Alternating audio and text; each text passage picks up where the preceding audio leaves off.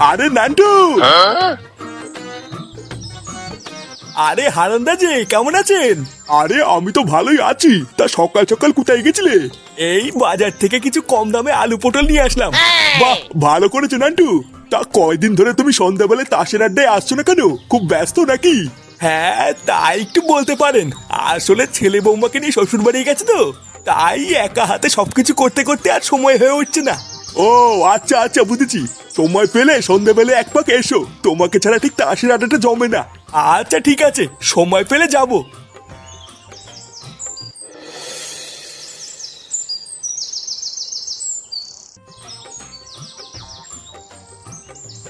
গিন্নি, আরে কই গো গিন্নি?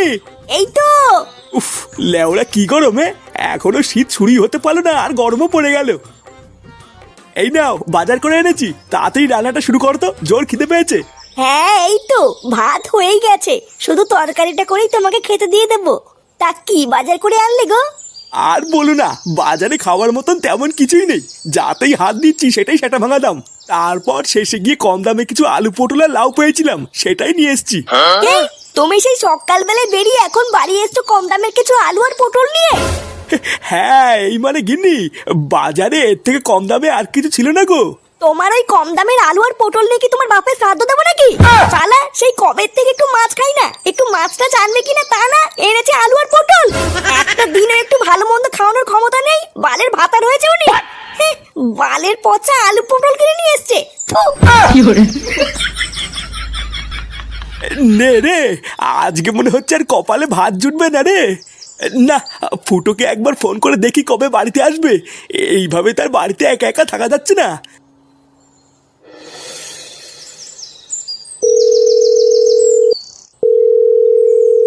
হ্যালো, কে ফুটো? হ্যাঁ কি হয়েছে? বলছি যে কেমন আছিস বাবা? বৌমা দাদু ভাই সব ভালো আছে তো? হ্যাঁ সবাই ভালো আছে, শুধু ভুদার বাল আমি ভালো নেই। দাদু কেমন আছো? আরে ধর ভুদা শট। তুই না একটু দাদুর সাথে কথা বলবো, আর মনে সেটা চলে যাচ্ছে। কি বললি চুদির ভাই, দেখবি? হ্যাঁ বলো, ফোন করেছে কেন? ইয়ে মানে বলছি যে বাবা, তোরা বাড়ি কবে আসবি? এই কালকে সকালে যাব। কেন কিছু হয়েছে নাকি? ইয়ে মানে কি আর বলবো, দুঃখের কথা। এইদিকে এই রাক্ষসী আমাকে দিনরাত জ্বালিয়ে মারছে রে। দুটো খেতে পর্যন্ত দিচ্ছে না, জানিস? কি আর খতম। কি হয়েছে? শালা ঢ্যামলা ভাতার তুমি রাক্ষসী কাকে বললে? এই না না, তোমাকে কেন বলবো? ফুটা ফুটা, আমাকে বাঁচা। এই গাল মেরেছে। কি হলো দাদু, কথা বললেন না? আর কথা লেওরা, তাতেই মার কাছে গিয়ে যাবেন গুছোতে, আমাদের বাড়ি ফিরতে হবে। কি গো, তোমাকে কখন থেকে ডাকছি না? না এই না না, এখনো যদি ওই রকম করে তাহলে সংসারটা চলবে কি করে? আমি তো তোকে অনেক আগেই বলেছিলাম রে মা, ওইসব বালের সংসার ছেড়ে তুই আমার কাছে চলে আয়। আমার তো এখন লোকের কাছে বলতেও লজ্জা লাগে যে তোকে আমি কোন বাড়িতে বিয়ে দিয়েছি। হ্যাঁ কি হয়েছে, ডাকছো কেন? এই যে বাপি, ও এসেছে, এবার যা বলার তুমি বলো। না না জামাই, এগুলো আমি কি শুনছি?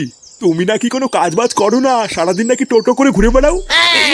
না মানে আসলে কোনো ভালো কাজ পাই না তো, তাই কি যে করবো কিছুই বুঝি না। মানে ভালো কাজ পেলেই করবো। তা তুমি ভালো কাজটা কবে পাবে শুনি? আমি কি আমার মেয়েকে তোমার কাছে বিয়ে দিয়ে ভুল করেছি?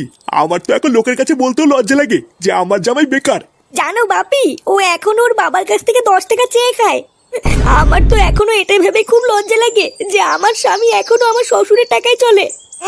মাগি, অত যখন লজ্জা লাগে তখন ওই বাড়িতে থাকিস কেন? চলে আসতে পারিস না? ভোদার বাল, তুই তোর বাপের বাড়িতে আমাকে ডেকে এনে তোর বাপের কানে ফুসমন্ত দিচ্ছিস? হ্যাঁ এ কি জামাই, তোমার তো সাহস কম না? তুমি আমার সামনে আমার মেয়েকে গালি দিচ্ছ। কোনো চাল নেই চুলো নেই, তোমার এত বড় আসপর্দা হয় কি করে? এই দেখুন বাড়া, আপনি বেশি মারাবেন না, ঠিক আছে? লেওরা আমার চাল চুলো নেই সবই তো আগের থেকেই জানতেন, তাহলে আপনার এই বালের মেয়েকে আমার ঘরে ঝুলে দিলেন কেন? জামাই, তুমি যদি আরেকবার বাজে কথা বলো, এই ঘর থেকে কিন্তু ধাক্কা মেরে তোমাকে বের করে দেবো।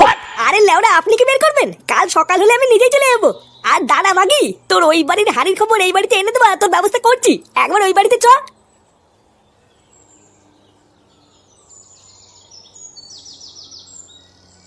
মা, ও মা, এ কি রে বাবা, তোরা চলে এসেছিস? হ্যাঁ চলে এসেছি, ওই বালের বাড়িতে আর কয়দিন ঘুরবো। কে কি রে ওইভাবে বলছিস কেন? কেমন আছো দাদু ভাই? ভালো আছি দিদুন, তুমি কেমন আছো? আমিও ভালো আছি দাদু ভাই। একই বৌমা, তুমি চুপচাপ মনমরা হয়ে দাঁড়িয়ে আছো কেন? কিছু হয়েছে নাকি? আরে ধর, ছাড়ো তো এইসব বালছেলে কথা। দিদুন, দাদু কোথায়? তোমার দাদু দেখো ঘরে শুয়ে আছে। আচ্ছা ঠিক আছে, আমি দাদুর সাথে কি দেখা করে আসছি।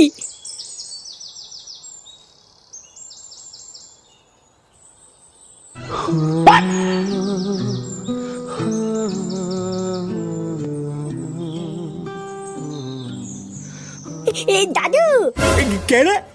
এই মেলেছে। দাদু তোমার কি হয়েছে? ও দাদু ভাই, তোমরা চলে এসছো? হ্যাঁ, চলে তো এসেছি, কিন্তু তোমার মাথায় কি হয়েছে? ও কিছু না দাদু ভাই, কালকে কলপারে পড়ে গেছিলাম তো, তাই মাথায় একটু লেগেছে। এই গাল মেলেছে, তোমার নিচে কোথাও লাগেনি তো? না না দাদু ভাই, নিচে কোথাও লাগেনি, যা লেগেছে ওপরে লেগেছে। তুমি ভালো আছো তো? কখন আসলে?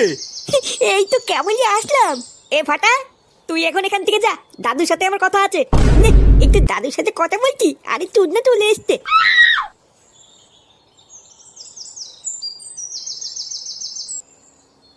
এ কি বাবা, মাথায় কি করে লাগলো তোমার?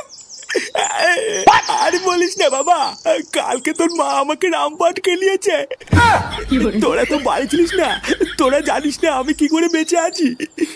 মা তোমাকে এইভাবে ধরে কেলালো আর তুমি কিছু বললে না? আমি আর কি বলবো, আমি কি তোর মার সাথে পারি? দেখিস না গিলে গিলে শরীরটা কি বানিয়েছে। তোর সাথে অনেক কথা আছে রে বাবা, আজকে সন্ধ্যেবেলা একটু বাড়ি থাকিস, ঠিক আছে? আচ্ছা ঠিক আছে।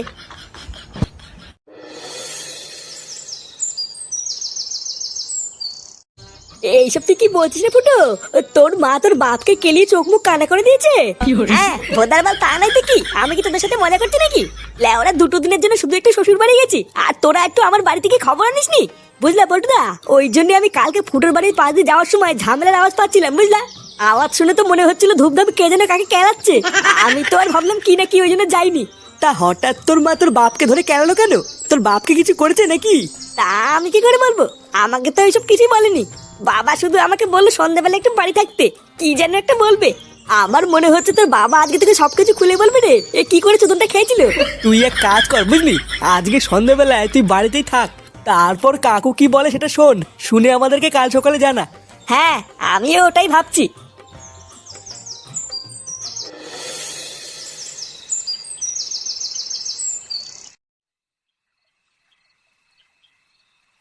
বাবা, ও বাবা, কি হলো?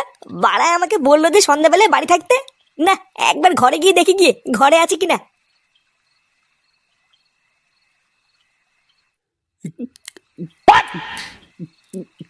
এ কি বাবা, তুমি মদ খাচ্ছ? কেডা? ও ফুটো, আয় আয় এদিকে আয়। তুমি ঘরের ভিতরে মদ খাচ্ছ কেন? লেওরা মা দেখলে কিন্তু সেটা ভাঙবে। আরে ধুর বাড়া, তোর মাকে কি আমি ভয় পাই নাকি? লেওরা, এটা আমার বাড়ি, আমার বাড়িতে আমি মদ খাবো না পুঙা মারবো সেটা আমি বুঝবো। শোন, আমি তোকে যে কথাটা বলবো বলে ডেকেছিলাম। হ্যাঁ, কি কথা? ওটা শুনবো বলেই তো এসছি। বাড়া, আমি অনেক ভেবে দেখলাম বুঝলি, এইভাবে আর বাঁচা যায় না, তাই আমি ঠিক করে নিয়েছি আজ রাতেই লেওরা তোর মাকে আমি ডিভোর্স দেবো। এই মেরেছে, এইসব তুমি কি বলছো? হ্যাঁ, যা বলছি ঠিকই বলছি। শালা গারমানি মাগি নিজেকে কি মনে করে? হ্যাঁ, বাড়া আমার খেয়ে গতর ফুলিয়ে আমাকেই মারে, ওর এত বড় সাহস। আর ভোদার বল এর একটা হেস্ত নেস্ত করেই ছাড়বো। কি রে, কি ভাবছিস? একদম চিন্তা করবি না বুঝলি, ওই মাগিটাকে ডিভোর্স দিয়ে আমরা বাপ বেটা মিলে রোজ এনজয় করবো। এনে ধর, এটা খা। এমা, কি যে বলো না, আমি কি এসব খাই নাকি? হ্যাঁ, খায় না, লেওরা নাটক না মারিয়ে তোমার দাম মেরে দে। মানে কি যে বলি, সত্যি সত্যি তুমি আমাকে দিচ্ছ? হ্যাঁ হ্যাঁ হ্যাঁ, খেয়ে নে খেয়ে নে। আরে চোদন, এ তো দেখছি মেঘ না চাইতেই জল। হ্যাঁ ফুটা খতম। এ কি মা তুমি?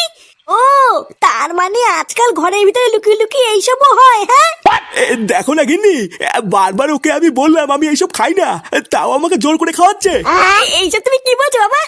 আমি তোমাকে কখন খাওয়ালাম? তুমি তো আমাকে। চুপ, একদম চুপ। কি আমি কি? হ্যাঁ, এখন যেই দেখেছিস তোর মা দেখে ফেলেছে আর অমনি আমার ঘরে দোষ চাপাতিস, তাই না? তোর মা যেসব কাজ পছন্দ করে না ওইসব আমি একদমই করি না, আর তুই কিনা আমাকে জোর করে খাওয়াবি? গিন্নি তুমি চিন্তা করো না, আমি ওইসব একদমই খাইনি। তুই আজকাল এতবার বেড়ে গেছিস যে মদের বোতল নিয়ে এসে বাবাকে খাওয়াচ্ছিস। এই মেরেছে মা, আমি যে তোমাকে কি করে বলি, লেওরা আমি ফেসে গেছি।